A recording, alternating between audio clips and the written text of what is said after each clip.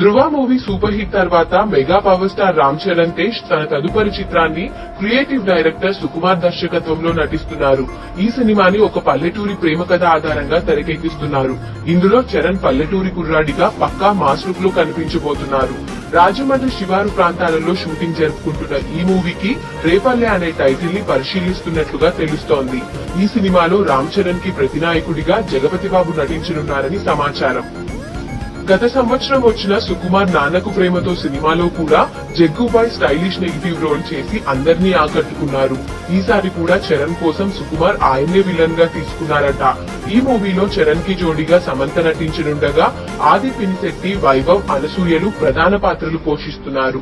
దేవిశ్రీ ప్రసాద్ సంగీతం అందిస్తున్న ఈ మూవీని మైత్రి మూవీ మేకర్స్ ప్రొడ్యూస్ చేస్తున్నారు.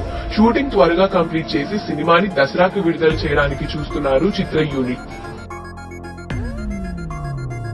మరిన్ని టాలీవుడ్ లేటెస్ట్ అప్డేట్స్ కోసం మా ఛానల్ ని సబ్స్క్రైబ్ చేయండి.